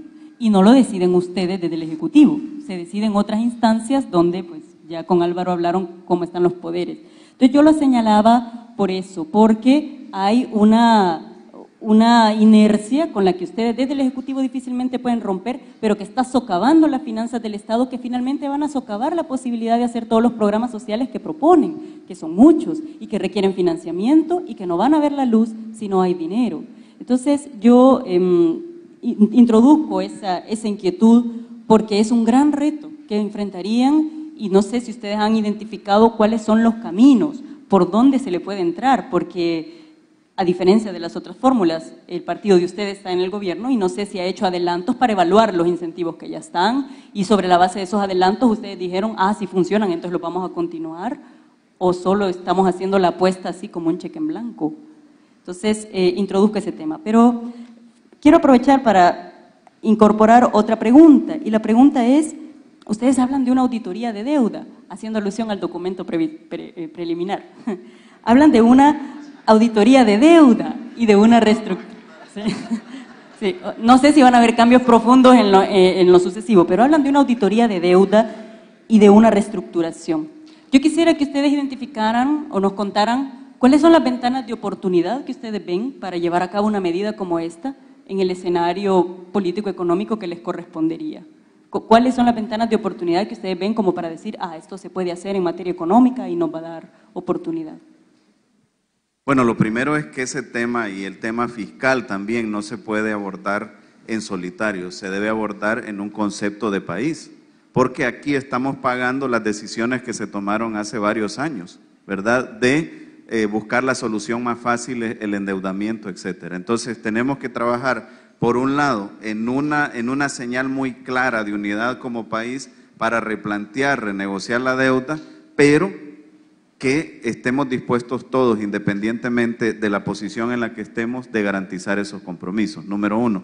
Número dos, nosotros creemos que sí hay un margen de maniobra en el tema de la lucha contra la evasión y la elusión fiscal. Ahí estamos perdiendo en una escala de 1.000 millones, casi 400 millones en evasión y elusión fiscal, que se pueden recuperar con una política agresiva de cumplimiento de la ley. O sea, no vamos a pedir nada que esté fuera de la ley, solo vamos a pedir que se cumpla la ley y vamos a hacerlo con más energía, con más énfasis, para garantizar que esos recursos entren al Estado y que se puedan utilizar para implementar esos programas sociales. Y qué tal también la recuperación de los recursos de los que se apropiaron personas corruptas o instituciones que fueron a parar recursos del Estado a ellos, y que se debe aplicar la ley de extinción de dominio para incautar cualquier bien, para recuperar esos recursos también para que sea invertida en lo que se necesita en nuestro país. Bueno, en ese sentido incrementaría la recaudación, que siempre ayuda por las finanzas que tiene el país, pero seguimos con el pendiente de la progresividad, porque en el mismo documento se habla de una mayor progresividad reduciendo la carga tributaria sobre clases medias y los más pobres, dice ahí. Pero ¿cómo vamos a reducirles la carga tributaria a ellos? O si a la vez vamos a dar incentivos por otro lado y a la vez tenemos los gastos de los programas. Es decir, ¿cómo han pensado ustedes que se puede lograr esa mayor progresividad? Bueno, en primer lugar, volviendo al tema de la recaudación, pues si aquí a todos pagamos el IVA, pero hay agentes de retención que nos lo cobran a nosotros y nos lo trasladan. Número uno. Número dos, hay una serie de actividades y productos suntuarios que se puede valorar esa diferenciación en cuanto a los impuestos, ¿verdad? Porque no es lo mismo que te compres la leche a que te compres un yate, ¿no? Y ese tipo de cosas hay un margen todavía para estudiarlo sin golpear la economía y sin tampoco poner en crisis al país. Y esas son las cosas a las que nosotros nos referimos cuando hablamos de aumentar la progresividad en el tema impositivo. Muy bien. Gracias. Gracias.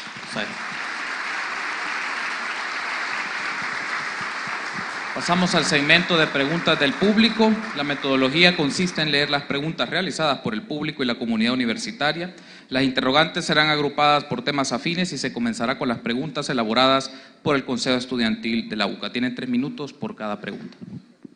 La primera pregunta realizada por el Consejo Estudiantil dice así: ¿cuál es su postura ante la violencia y represión que sufren jóvenes y estudiantes universitarios en Nicaragua? Nosotros creemos que no debe haber doble estándar en ninguna circunstancia. Y a veces pues somos más dados a ver una situación y a dejar de ver otra. Por ejemplo, me gustó cuando fue abordado por usted que se abordaron los 2 casos. Aquí en la pregunta no se habla de Santa Tecla, hubo una persona muerta y 22 personas heridas hace pocos días. Y en todos los casos nosotros debemos de tener una posición firme y no tener doble estándar. Condenar la violencia venga de donde venga y promover el diálogo como solución a cualquier problema social en un país, en una alcaldía, en una comunidad determinada.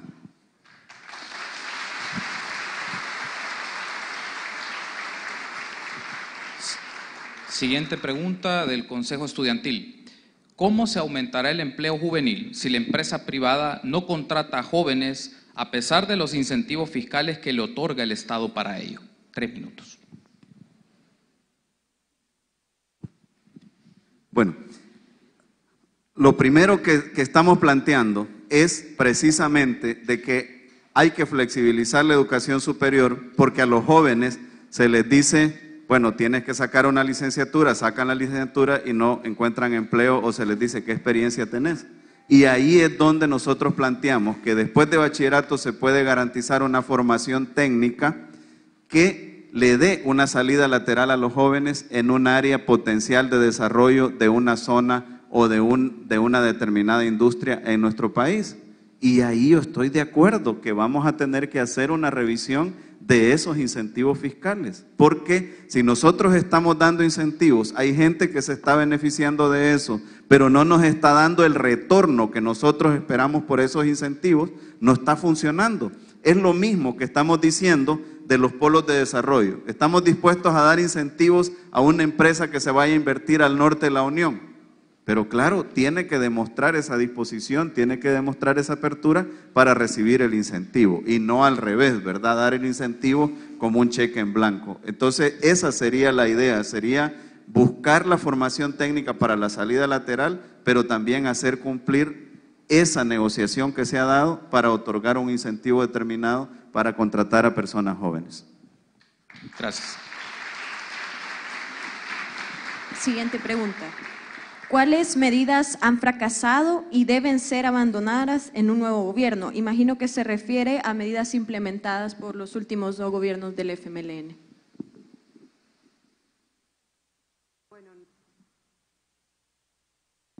Bueno, nosotros hemos hablado del compromiso que tenemos de retomar aquellas políticas, planes y programas que han generado un impacto positivo en la vida de la población salvadoreña. Pero también hemos hablado de revisar algunas que no han tenido el resultado esperado.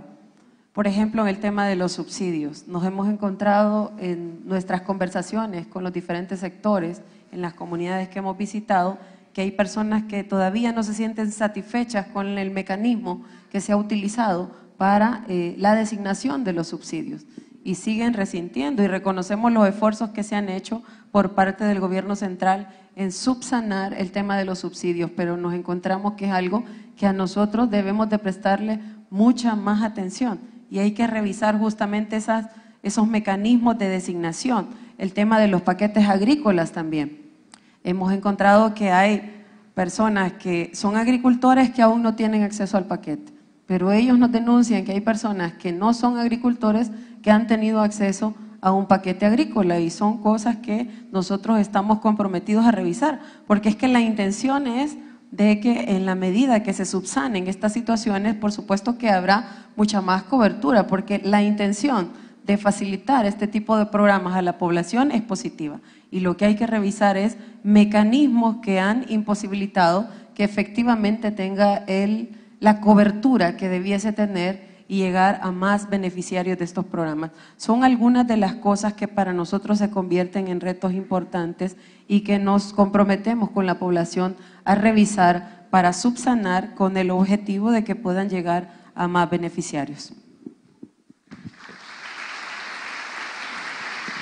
Siguiente pregunta.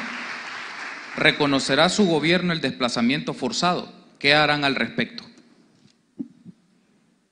Bueno, lo primero que hay que decir es que tenemos ahí un desafío, tenemos una problemática, independientemente de la discusión retórica sobre cómo se le llama.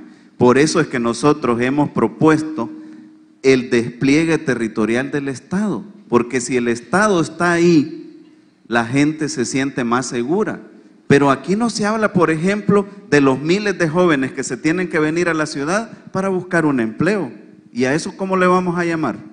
Eso también es un asunto de desplazamiento porque a los jóvenes no se les da la oportunidad allá en sus lugares de origen. Por eso el enfoque central nuestro con los polos de desarrollo es resolverle esas necesidades y esas oportunidades a la gente en sus lugares de origen para evitar que sea por causas de la violencia, que sea por falta de oportunidades económicas, que sea por falta de oportunidades de educación, esas personas evitar que se desplacen a las grandes ciudades donde muchas veces van a formar parte de los cinturones de pobreza o muchas veces ahí van a ser víctimas del crimen organizado también. Mira, yo soy un ejemplo de una persona que vivía en un cantón del norte de la Unión y que se tuvo que venir a la ciudad para poder tener una oportunidad educativa. Entonces no solo es el problema de seguridad, es un problema serio el de seguridad, pero también es el problema de qué oportunidades le estamos ofreciendo a los jóvenes en sus territorios. Entonces,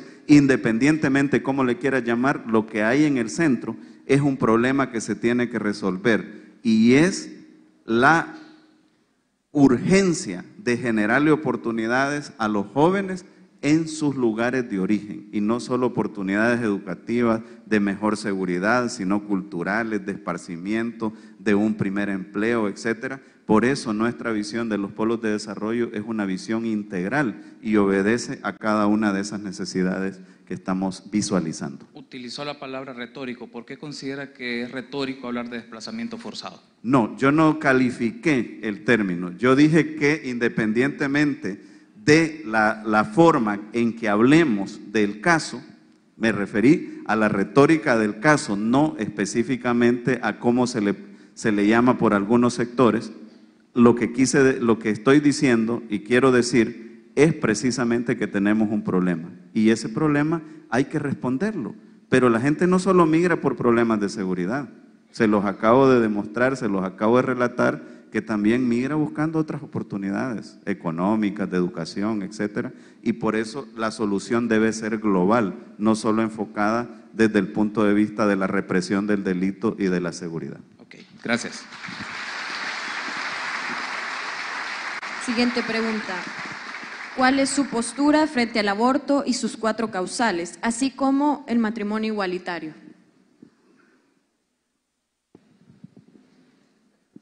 Ok, el problema es que no le dejo tiempo a Karina a veces. Miren, se ha abierto un debate con este tema del aborto, con esa propuesta que ha sido introducida a la Asamblea Legislativa. Y eso es importante. Nosotros creemos que ese debate se debe profundizar y debemos escuchar a todos los sectores. Y sobre la base de la opinión de todos esos sectores, ir tomando decisiones. Antes era un tabú debatir sobre este tema. Y con el tema de los matrimonios de personas del mismo sexo, miren, estamos ubicando la discusión en el lado equivocado. Desde que yo era diputado está ese tema en discusión y las personas lo que me dijeron es, mira, lo que nosotros queremos es heredarle, trasladarle nuestros derechos a nuestras parejas. No estamos pidiendo que nos lleven al altar, etcétera, etcétera. Lo que estamos pidiendo es que hay una serie de seguridad social, de herencia, de bienes, de una serie de beneficios que se los queremos trasladar a nuestras parejas. ¿Y por qué no se les puede permitir eso? Karina quiere reforzar porque no le dejo suficiente Solo tiempo. para clarificar, ¿estarían ustedes dispuestos a apoyar la propuesta que hizo el año pasado la diputada Lorena Peña, que precisamente eran las 4 causales? ¿Ustedes la apoyarían al llegar al Ejecutivo? A ver, en términos de competencias, todos sabemos que eso está en la Asamblea Legislativa y es la Asamblea Legislativa quien tiene que tomar una decisión. Sin embargo, con Hugo somos personas serias y responsables y estamos claros que asumir esta responsabilidad de ser sus candidatos y de ser su presidente y vicepresidenta no es cualquier cosa y significa tener conciencia que seremos presidente y vicepresidenta de 6 millones de personas aquí adentro y más de 3 millones que están fuera, que a pesar de tener una casa fuera de la frontera, siguen siendo salvadoreños y también a ellos nos debemos. Eso significa que los dos tenemos una visión de país y de los problemas que aquí hay. Y aquí hay una pluralidad de pensamientos y de religiones y de todo lo que queremos. Y les voy a hablar un poco de mi experiencia personal. Yo tuve un embarazo difícil y estuve con un pie en la tumba y el otro fuera de la tumba. Y era mi tercera hija. Si yo moría, dejaba 2 huérfanos. Mi decisión como Karina fue entregarme en las manos de Dios, porque yo creo y practico una religión. Esa fue mi decisión, de dejarme en manos de Él. Sin embargo, mi decisión y lo difícil que viví, que es algo muy íntimo que ahora se los comparto a ustedes y no voy a dar detalles porque tampoco nos da el espacio, pero estar con un pie adentro y un pie afuera ya les dice bastante. Sin embargo, eso a mí no me cierra a que debemos generar un debate profundo sobre este y otros temas que tienen que ver con la vida de las personas y la salud de las personas. Gracias. Siguiente pregunta. El ordenamiento vial es una necesidad ante la situación del flujo vehicular en la capital y zonas aledañas. ¿Cuál es su propuesta en materia de ordenamiento vial y transporte público? Bueno, esto está también ligado al tema de la seguridad, porque en la medida que la gente se ha estado sintiendo insegura, se han ido construyendo portones, murallas, etcétera, y eso deja pocas vías alternas de circulación. Entonces tenemos que hacer una visión integral que garantice por un lado la seguridad y por otro lado la circulación lo más amplia posible, pero hay que hacer control de emisiones, hay que hacer también en algunos casos horarios escalonados, en otros casos circulaciones alternas, y también debemos entrarle en ese control de emisiones a la calidad del servicio de transporte que se da, que no tiene necesariamente que ver obligatoriamente que ver con la antigüedad de un vehículo, sino si ese vehículo pasa o no los controles de emisiones, etcétera.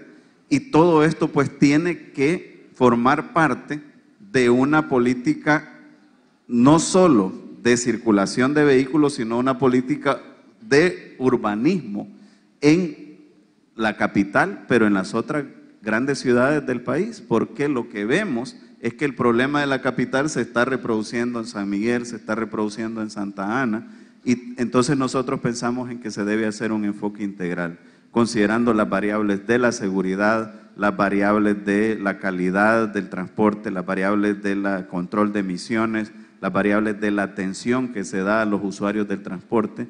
Todo ese tipo de cosas se debe considerar en una solución para el problema del transporte y la circulación en el país. Retomando entonces esto, ¿usted consideraría disminuir la importación de vehículos o de vehículos chocados que vienen al país porque fluyen en la ciudad? ¿Consideraría disminuir la importación o cerrarla por un tiempo? Bueno, es que no podemos ser absolutos, todo tiene que ver con la evaluación de la calidad de ese vehículo. Si ese vehículo está en perfectas condiciones, su motor está en perfectas condiciones, pues es un vehículo que puede ingresar, pero lo que no podemos permitir es el ingreso de chatarra, a menos que sea dedicada pues para otro tipo de actividades económicas y no para utilizarla como medio de transporte. Gracias. Siguiente pregunta. ¿Buscarán implementar programas de educación sexual integral impartidos por el Estado? Bueno, ese es un tema que no solo tiene que ser abordado por el Estado. La familia, la escuela, la comunidad tienen una responsabilidad en ese aspecto. Y es importante las campañas, las acciones que se vayan desarrollando siempre en el marco también del respeto a las diferentes formas de pensamiento en nuestro país. Pero es claro que tenemos que trabajar en estos temas de la mano con la comunidad, consultando con los diferentes sectores, garantizando la participación de los diferentes sectores y garantizando un compromiso central, que es poner a la persona, a los niños, a las niñas, a los adolescentes, etcétera, dentro de todas esas políticas, pero que deben ser políticas construidas en un proceso con los diferentes sectores de la sociedad.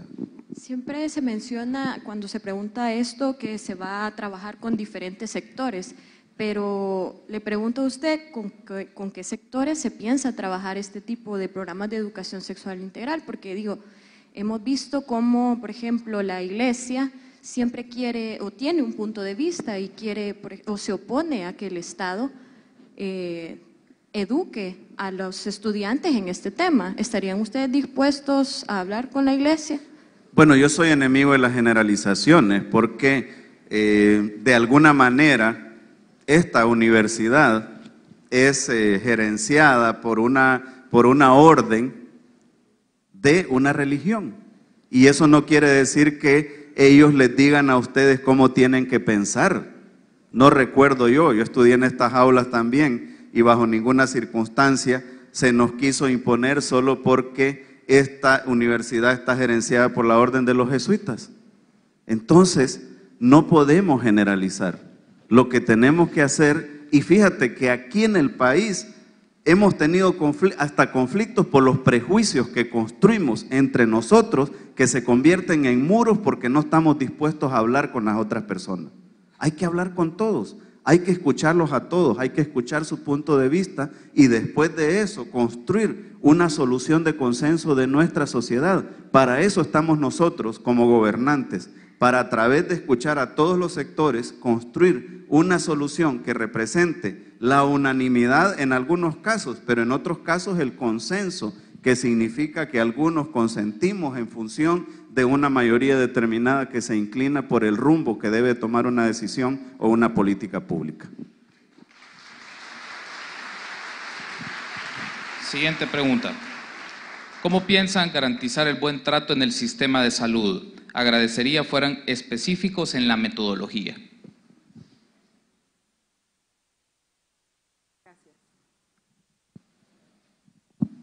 Gracias. Como habla de ser específico, realmente la medida que tenemos es bien específica y estamos planteando Contraloría Ciudadana. Para nosotros es importante empoderar más a la población salvadoreña en todo el quehacer del Estado, no únicamente en el área que tiene que ver con la salud. Y en ese eje, pues no solo hablamos del empoderamiento de la sociedad, sino también hablamos de hacer una revisión de todos aquellos señalamientos que ha hecho la población durante este tiempo acerca de lo relacionado con el tema de salud. Ahí hablamos de hacer más próximas las citas, por ejemplo, revisar el tema de la asignación de citas en el sistema público, revisar el tema de medicamentos y también el tema de la atención. Y es ahí donde estamos planteando que exista una contraloría por parte de la población al quehacer de las instituciones del Estado y en el área de salud. Y un aspecto importante que me da la pauta a la pregunta es relacionado con el tema de los derechos de los trabajadores de la salud. Nosotros creemos que también hay que hacer un balance entre la exigencia que vamos a dar desde la presidencia y la vicepresidencia en cuanto al trato que se deba dar a través de las instituciones del Estado, pero también estamos conscientes que debemos de hacer un contrapeso con el tema de la garantía de los derechos que tienen los trabajadores en las diferentes áreas, y ahí por supuesto no es la excepción el tema de la salud también. Ha mencionado el término Contraloría, solo para reforzar y pueda quedar más claro para las personas que están pendientes del conversatorio, cómo una Contraloría se vuelve vinculante. La gente se puede quejar, la gente puede denunciar, pero cómo esto se materializa en un buen servicio en los hospitales públicos. A eso iba, que nosotros planteamos la creación de una unidad especial que dependerá de nosotros directamente, de la presidencia, para no solo dar seguimiento a las denuncias, sino para dar seguimiento a las sanciones ejemplares para aquellas personas que abusen de su cargo o que den un maltrato a los usuarios de los servicios. Y ya tenemos ejemplos. Mira, a mí me tocó destituir a un vicecónsul porque yo tenía una política de cero tolerancia al maltrato en los consulados y me llevaron un video donde el vicecónsul aparecía maltratando a una señora de la tercera edad. Entonces, ¿qué? No había camino. Después algunos familiares de él me fueron a buscar diciendo que había cometido una injusticia. Yo le dije, lo dijimos claramente, cero tolerancia al maltrato, y si nos presentan pruebas, esa persona va para afuera. Y eso es lo que vamos a hacer en el Ejecutivo también. Gracias.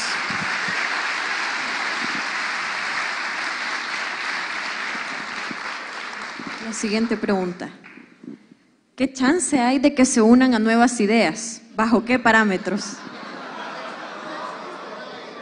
Silencio, por favor, silencio. Mira, ya las diferentes fórmulas presidenciales estamos inscritas.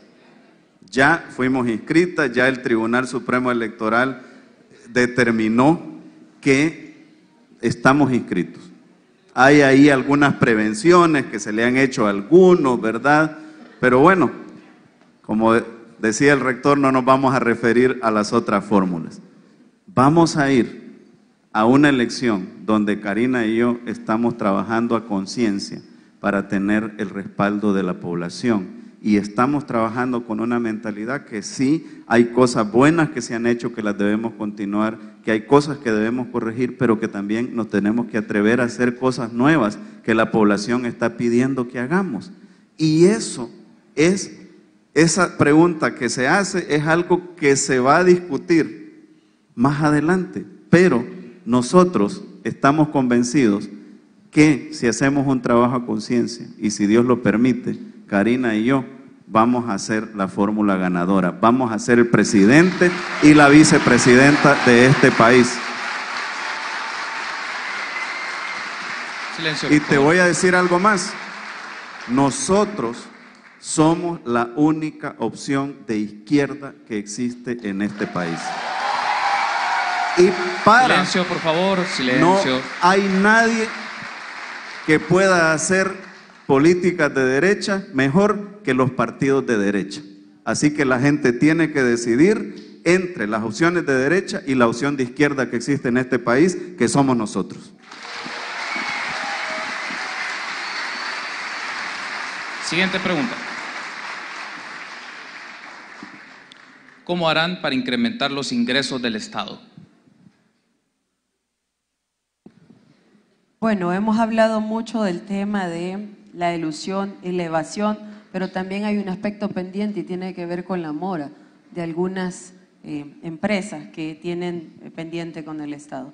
Nosotros creemos que es importante apostarle no a generación de impuestos, sino a identificar justamente a dónde está esta elusión, esta evasión, y por supuesto entrarle de lleno a este tema, porque creemos firmemente que al no ingresar estos recursos al Estado se están perdiendo alternativas de construcción de hospitales, de construcción de carreteras, de escuelas, institutos y otras cosas que dependen del Estado. Entonces nosotros queremos apostarle efectivamente al tema del combate a la elusión, a la evasión, y poner al tono también a aquellas empresas que están en deuda con el Estado, que por cierto hace poco se tomó una medida que dio un resultado importante, pero aún queda pendiente un remanente muy significativo de esa mora que existe de algunas instituciones, de algunas organizaciones, perdón, de algunas empresas con el Estado, y es la amnistía fiscal.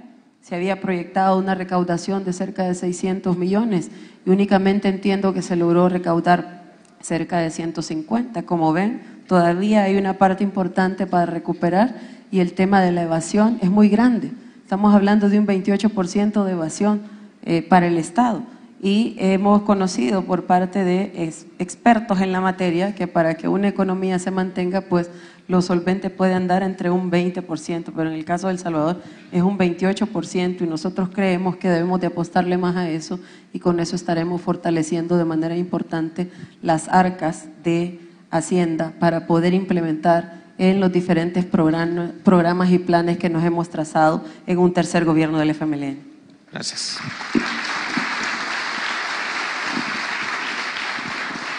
Siguiente pregunta, va dirigida específicamente a usted, Hugo, y dice así: ¿Apoyarás ley del agua favorable al pueblo y no administrada por la empresa privada? Por supuesto que la apoyaremos. Estamos totalmente en contra de la privatización del agua, que es un recurso fundamental. El agua debe ser administrada por el Estado y las comunidades, porque es un recurso humano, un derecho humano fundamental, y no podemos permitir que una de las pocas cosas que le quedan a la población para disponer de ellas se lleve a manos privadas. Entonces ahí tenemos una posición sin ambajes, una posición firme en contra de la privatización del agua. Okay. Última pregunta. ¿Implementará y fomentará las zonas económicas especiales? Dirigida a Hugo Martínez. Primero, el modelo fundamental que nosotros estamos promoviendo son los polos de desarrollo. Si dentro de esos polos de desarrollo hay condiciones para implementar una zona económica especial que se ha consultado con las municipalidades, con las comunidades, etcétera, pues hay que valorarlo. Pero hay tres condiciones fundamentales que se deben cumplir. Número uno, precisamente esa consulta. Número dos, respeto a las atribuciones y competencias municipales. Y número tres, respeto a los estándares ambientales y laborales establecidos internacionalmente. Ese es el rasero con el que tenemos que evaluar cualquier iniciativa de este tipo. Pero para nosotros el proyecto fundamental sigue siendo los polos de desarrollo, que va más allá de una zona económica especial, porque no solo comprende los incentivos económicos, no solo comprende, digamos, algunas facilidades para el desarrollo económico que se puedan brindar, sino que comprende una descentralización de la educación, una reforma educativa, una flexibilización de la educación, la generación de oportunidades en esos lugares de origen de la población, etcétera. Así que nuestro concepto es mucho más amplio y está recogido en los polos de desarrollo. Entonces, en esa lógica de polo de desarrollo que usted menciona, ¿va a ser gestionado por quién? ¿Por el Estado, por la empresa privada o a socio público-privado?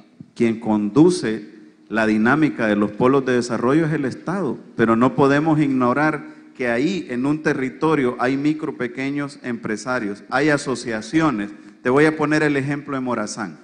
Ahí tienes asociaciones de cafetaleros, tienes asociaciones de turismo rural, tienes Adel Morazán. Por cierto, la Universidad de El Salvador, en un convenio con Adel Morazán, está dando carreras universitarias ya ahí en el territorio. Entonces el Estado, bien es cierto, coordina, pero convoca a todos los sectores, a todas las fuerzas vivas de la sociedad de esa localidad a participar en ese esfuerzo de los polos de desarrollo en un enfoque integral, donde no se excluye a nadie, pero tampoco nadie se aprovecha y se impone sobre los otros sectores de una región, de un municipio o de un departamento determinado. Entonces no habrá un monto mínimo para la inversión, porque si le pone un monto mínimo de inversión de millones, cooperativistas y otros no podrían participar. Es que no tiene por qué haberlo. Estamos hablando de un apoyo fundamental a las micro, pequeñas y medianas empresas. En nuestro programa, que vamos a presentar la versión real la otra semana, incluimos un incentivo. Vamos a duplicar, fíjate bien, vamos a duplicar las compras del Estado a las micro, pequeñas y medianas empresas. Ahí les quiero decir algo, lamentablemente no me puedo mover de aquí porque la transmisión en vivo está fija, pero me hubiera gustado acercarme más a ustedes de la manera tradicional que lo hago. Gracias.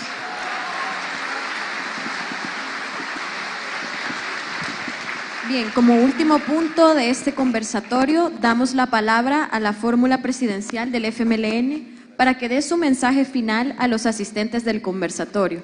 Cada candidato tendrá máximo 3 minutos para brindar su mensaje.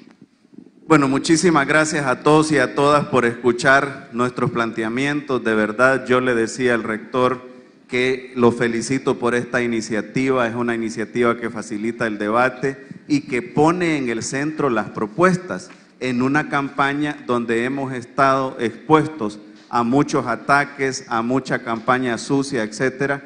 Y este esfuerzo que hace la universidad es un esfuerzo que se va a ir replicando y que nos va a garantizar algo que Karina y yo hemos dicho desde siempre. La decisión la debe tomar la población en base a las propuestas que hacemos las fórmulas presidenciales. Y hemos agregado también en base a 3 cosas fundamentales: qué vamos a hacer, cómo lo vamos a hacer y con qué lo vamos a hacer. Y cada vez que un candidato les hable a ustedes, tienen que hacerse esas 3 preguntas, porque esa es la prueba del ácido para saber si un candidato les está mintiendo o les está diciendo cosas concretas que va a implementar. Para saber si un candidato viene a decir que va a construir un puente donde no hay río, o viene a decir que va a hacer una obra por día que consiste en cambiar la maceta de una esquina a otra esquina del parque.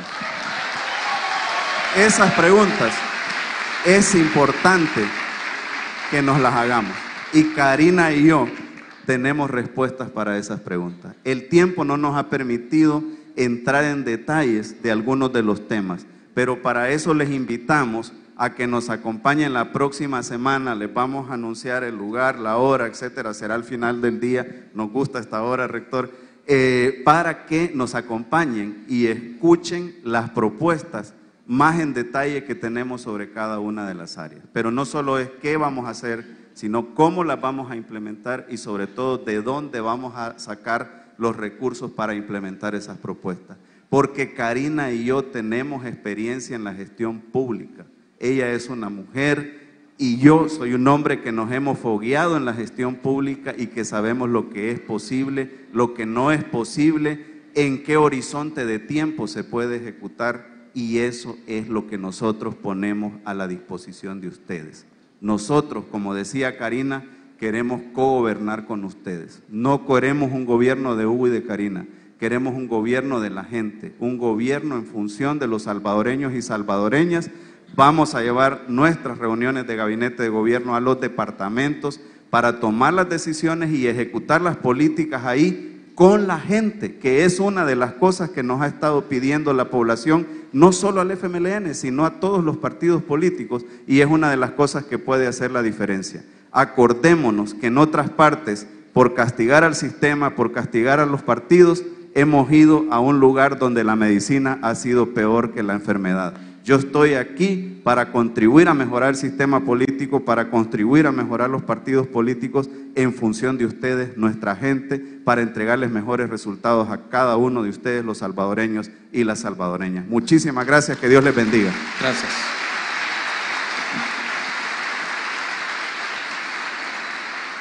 Muchas gracias a las autoridades de la universidad por permitirnos hablar una parte de lo que son nuestras propuestas.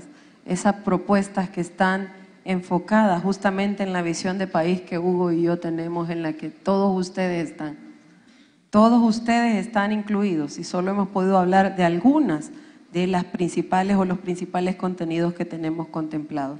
Pero tenemos iniciativas a favor de las mujeres, de los jóvenes, de los adultos mayores, de los agricultores y de todos los sectores que no voy a poder mencionar esta noche, pero que han sido tomados en consideración desde la construcción de nuestro programa y serán también parte de nuestro gobierno, porque estaremos gobernando junto a ellos. Nos hemos propuesto triplicar el acercamiento con la población salvadoreña, porque hemos atendido ese clamor que nos han hecho a la clase política en general de tener mucha más cercanía con cada uno de ustedes. Y nosotros lo hemos tomado en cuenta y por eso nos hemos propuesto tener un gobierno mucho más cercano. La construcción de nuestras iniciativas habla de eso.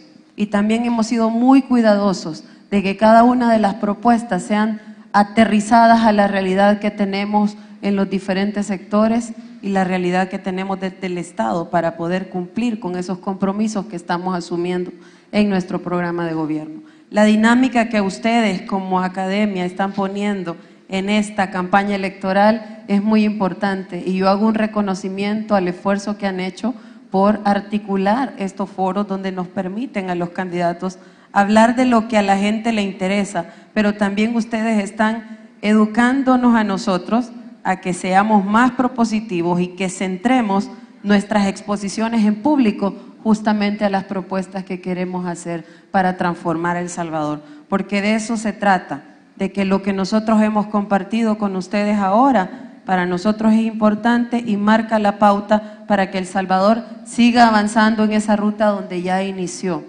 Reconocemos los esfuerzos que se han hecho, pero también reconocemos que el camino es largo y que hay grandes retos y desafíos que superar, y somos personas humildes y sabemos aceptar que hay cosas que dependen de nosotras y hay cosas que dependen también de la articulación de los esfuerzos que podamos hacer con las diferentes expresiones de la sociedad. Esa es nuestra visión de país, no somos soberbios, nosotros creemos que podemos tener limitantes y creemos que ustedes pueden ser una parte fundamental para que podamos superar esas limitantes y esos desafíos de país. Gracias por permitirnos dirigirnos a ustedes, y lo único que esperamos, Hugo y yo, es que después de esta breve exposición de algunos de nuestros principales contenidos, le quede más claro a la población salvadoreña la decisión que deberá tomar el próximo febrero. Muchas gracias. Gracias. Bien, con esto finalizamos este conversatorio. Agradecemos a la fórmula del FMLN, a los panelistas, a Fátima y a ustedes. Buenas noches.